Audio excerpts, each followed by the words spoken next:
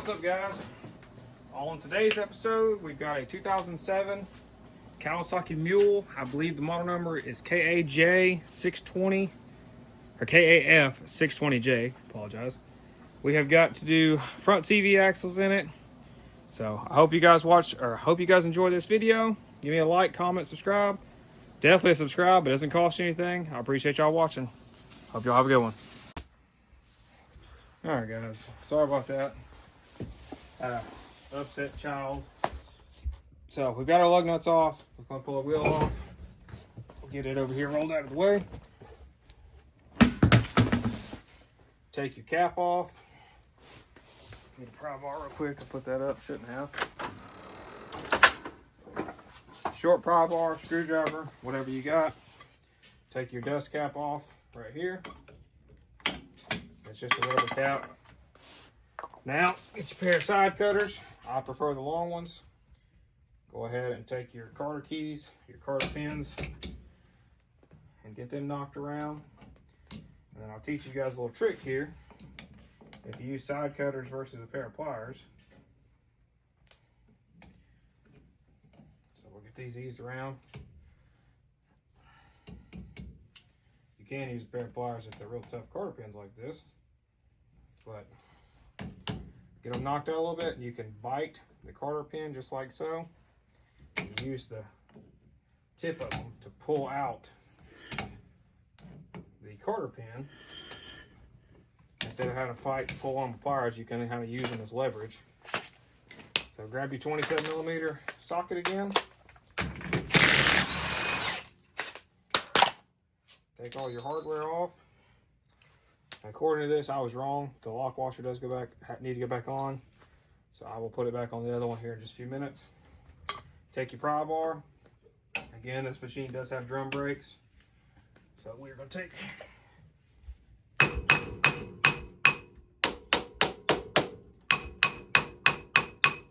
all I'm doing is using the hammer to kind of vibrate and shock the drum. As you can see, I'm not hitting it hard at all. But you can take your fingers and kind of get under the lip.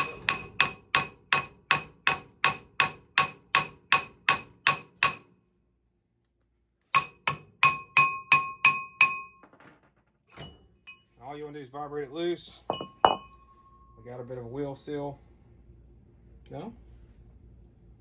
Actually, it looks like a little oil. No, yeah, we got a wheel cylinder leaking. So I'll have to let my customer know we need a wheel cylinder for this side. So now take your side cutters, and again, you can use them as leverage to get all the Carter keys and whatnot. 14mm back here. Now, when you do this, this works on pretty much any of your swedge type. Sorry about the camera, it's a little screwed up there. Any of your swedge type ball joints, tie rod ends, whatever. Take your hammer and just hit right here. Don't hit the ball joint, don't hit the threads. Just hit right here on the knuckle. So we'll back you guys out and show y'all what that looks like.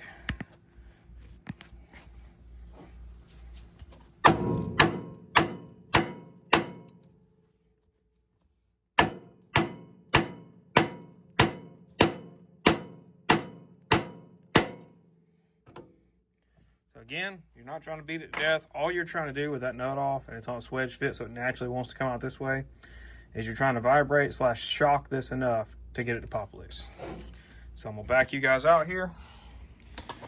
Fix my camera angle. Now we can take our spindle assembly and move it around and kind of manipulate it a little easier instead of having to turn the rack other side and all that good jazz.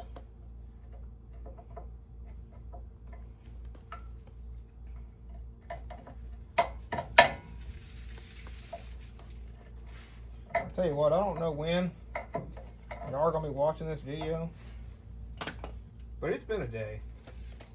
Today has been just one of those days. 17mm on your lower ball joint nut. Get it spun off. Same thing, take a hammer, hit the knuckle, not the joint.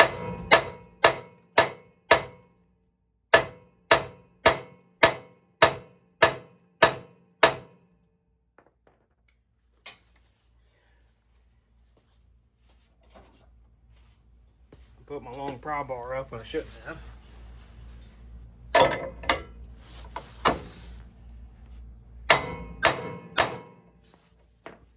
Just a little pressure downwards if it's wanting to be stubborn. You will have to get it pressed down, as y'all seen on the other side, to get the ball joint back in. We didn't have to mess with none of the brake lines, any of the shock or any of that stuff. So we'll grab our 5mm Allen and we will get our 3 bolts out, and we'll see if I can't get you guys zoomed in here so y'all see what or where, at least where I'm talking about. You can kind of see one right there. So there's 3 of them.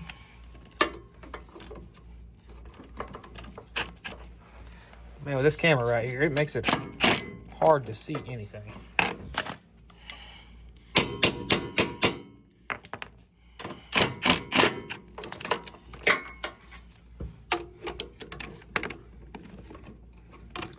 Going back to what I said about Allen heads and dirt.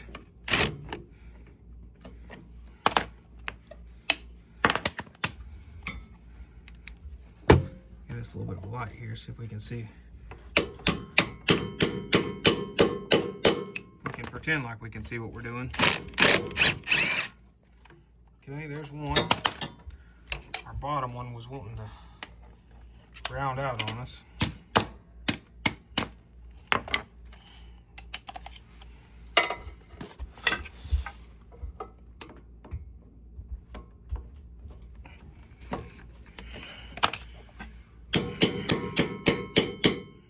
All I'm tapping on the ratchet or the extension for is to make sure that the Allen head is seated in the Allen bolt as deep in as I can get it. Just pushing on it sometimes is not enough. Get it all the way in there.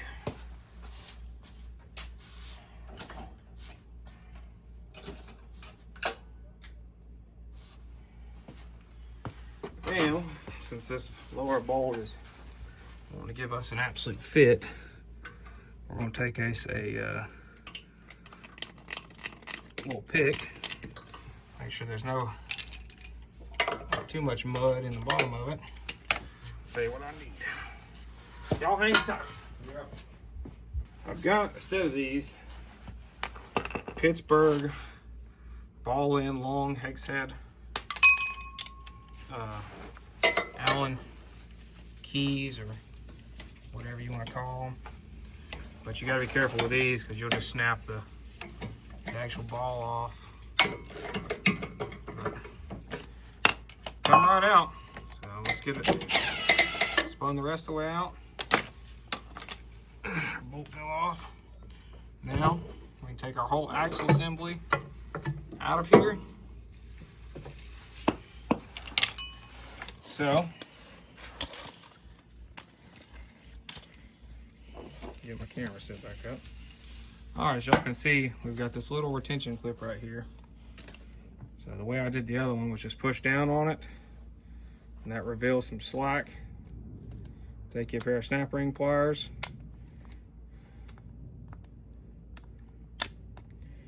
I'll tell you what, any of you guys that watch YouTube and actually make videos, if y'all don't make videos, it makes the job of working on stuff take so much longer trying to make a video. All right, slide your retention plate off. We'll keep that as a spare axle for the customer. I seriously doubt he'll ever use it. Get your new axle. Again, check your seals and all. Slide it on here. Make sure your washer stack's still on. And now we will get our retention clip back in place.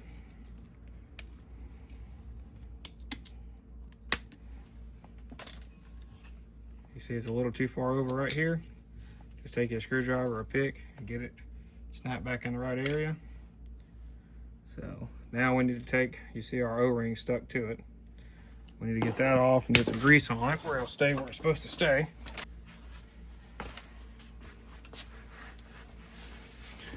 I'm gonna drop you guys down here.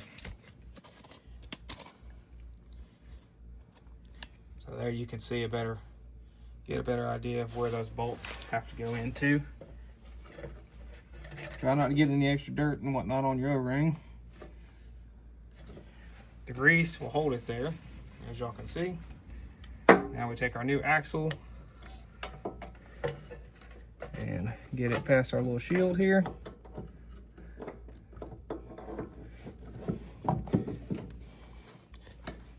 And get it threaded back in the diff. Now take your bolts.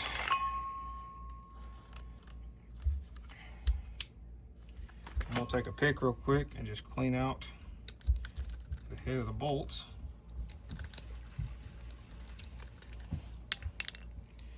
Tell you guys what, Allen heads are one of those things that they're nice when you have a space constraint, but man, they can be brutal sometimes to get out.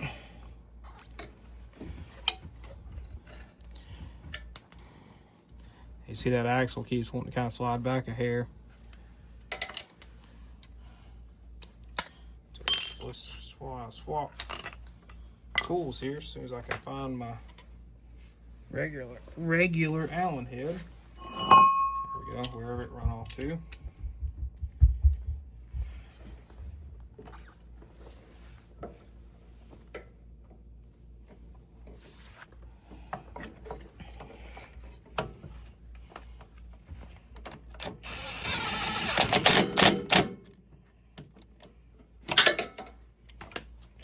There's one.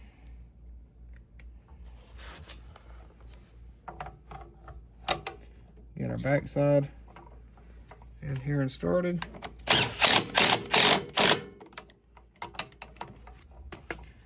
Now we'll see if we can't get the front side, which seems to be relatively tight on both of them. The driver and the passenger side, actually. Or if any of you guys watch old Vice Grip Garage with Derek, your drinker side, or I'm sorry, that would be the passenger side, your non-drinker side.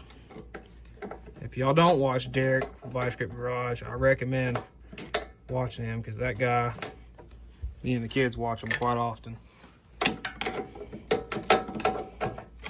Very knowledgeable.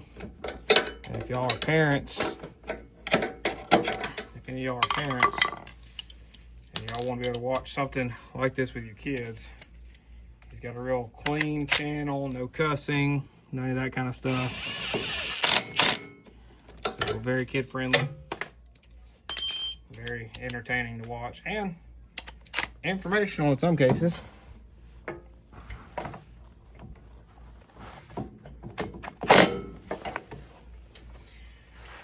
Alright, as y'all can see, our axle is installed. Now, let me get y'all backed up here a little bit and put y'all right on top of all my stuff. That way the tripod all is right in my way. That's what you want. Now you see we've got our axle shaft here. Just take this and you can kind of work it out.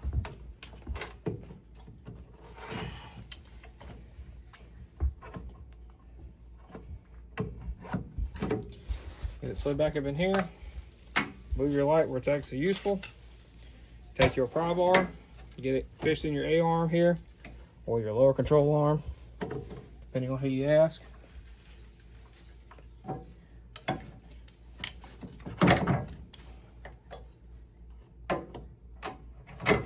Get it lined up. Your axle nearly bottomed out. Now we'll take all our hardware and start reinstalling. 17 millimeter on the bottom for your lower ball joint retention nut.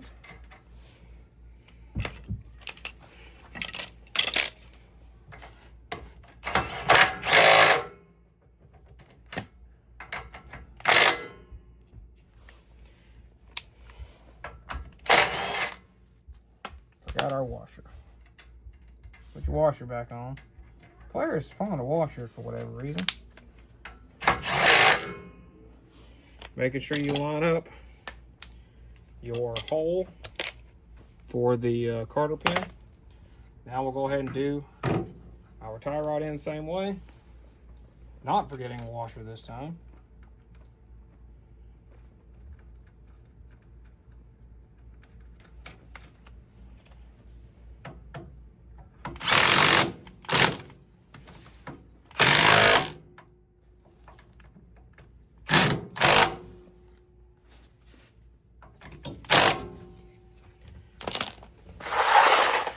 Grab your Carter pin set from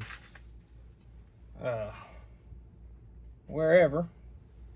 Sorry, I lost my whole train of thought right there.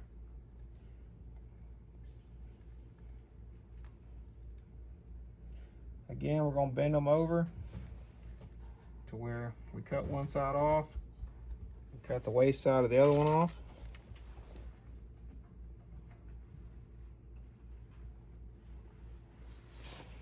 Like so.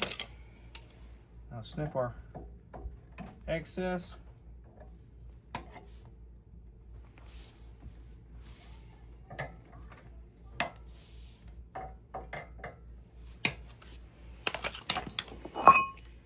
Put your hub back on. Again, y'all can see the seal. So you're working, you got to work it past the seal. You got to work it on the splines. There's a lot of stuff you got to go over here. Feels like we are hung on our brakes.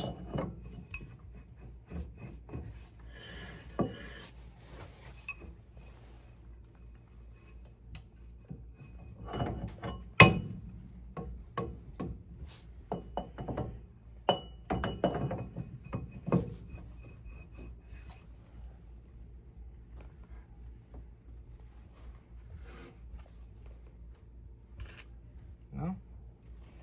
Okay, we're over the shoes. There we go. Now, as I stated earlier, still got to put the lock washer on the other side, but we're going to use our old nut because I do like it a little better as far as the depth, assuming that it's not too long with that lock nut in the way. Nope, perfect. Probably should have left it on the other side. Nice move there.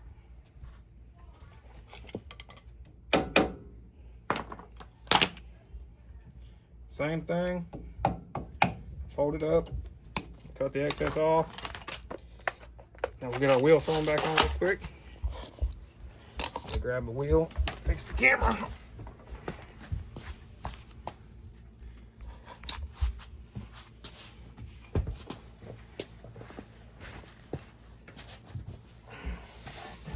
Don't forget your dust cap. I almost forgot to throw it on. You can put it on once the wheel's back on though.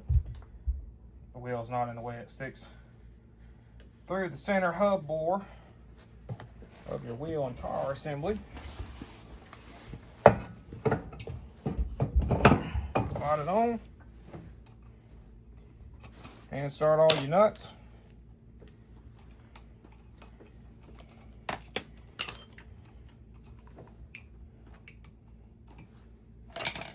Take your 17 millimeter.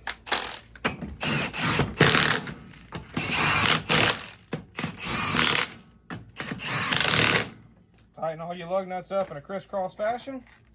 And that's it.